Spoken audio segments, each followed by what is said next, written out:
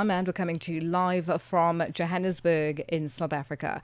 Malawi's President-elect Peter Mutharika is expected to address the country tomorrow, that's on Friday, after he won last week's election. Now, the election was seen as a two-man race between outgoing President Lazarus Chakwera and Mutharika.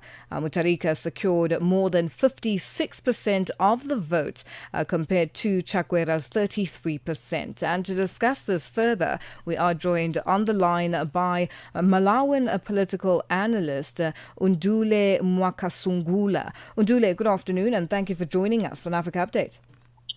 Yes, good afternoon, and thank you for inviting me in this program.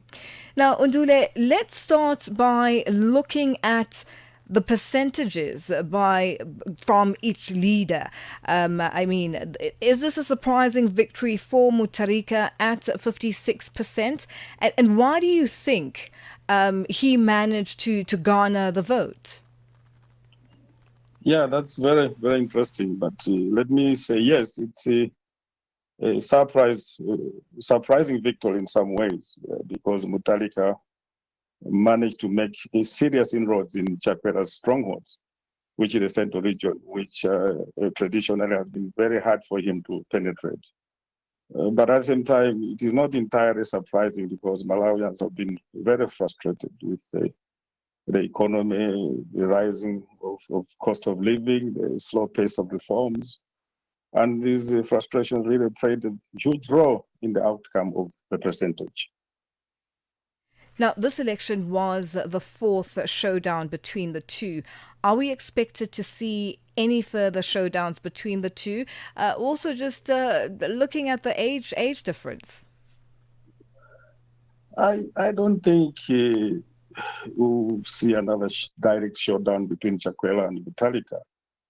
I believe after this defeat, Chakwera may decide to run or not to run again in 2030. He might decide to regroup the party and hand over leadership to someone else. But also remember, he is a man of God, and I don't think you want to keep fighting Mutharika unless maybe Mutharika fails to deliver on his promises. We saw yesterday addressing Malawians as a president, conceding defeat even before the Malawi Electoral Commission announced the final results.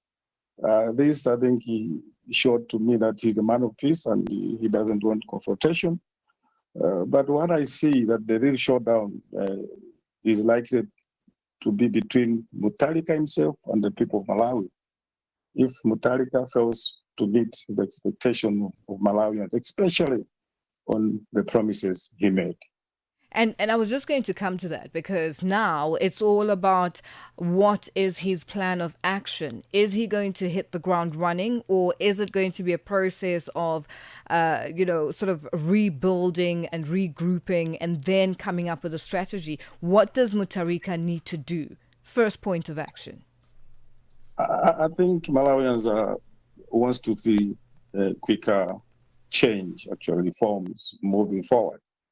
And the key issues are more about the economy, high cost of living, and I think Mutharika must be quick to make a turnaround of the economy, and that will give a lot of applaud from Malawians. So I think what he must know that there's no more honeymoon now. There's no more to say we are planning for this, because during the campaign, he came with a lot of manifestos. In his manifesto, he came with a lot of promises that I am the solution for Malawi, and Malawians will want to see that he's the man who is really talking the talk.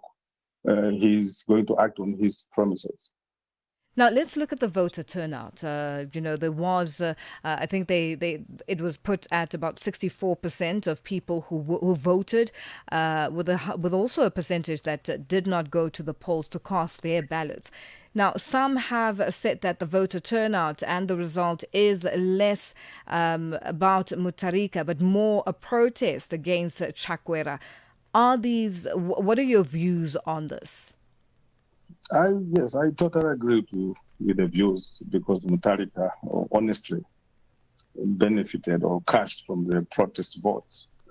You could see people voting while they were on a queue of petrol fuel. They were going to vote while their cars were parked waiting for fuel. So most of the people voted out of frustration, out of anger.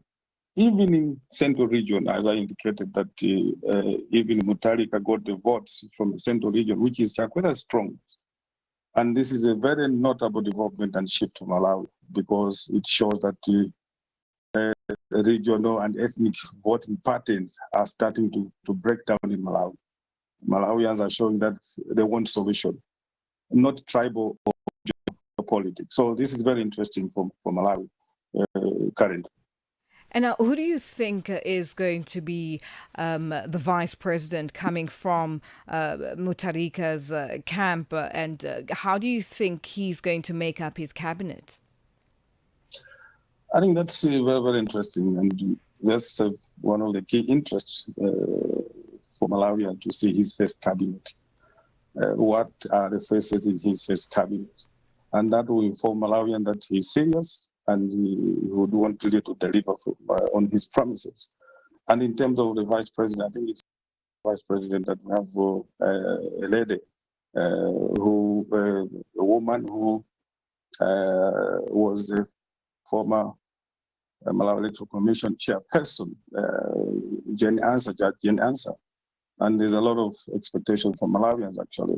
And from the other angle, yes, it's an empowerment of women in putting them in higher position of government. So this is very interesting, but what is key in Malawi to see that there's teamwork, and they would want to see Mutharika, the vice president, and the cabinet take Malawians out of the current challenges which the country is facing. Well, Undule, it's been a pleasure chatting to you. Let's leave it there for today. That was Malawian political analyst Undule Mwakasungula joining us on the line. It is 17 after 12 Central African time.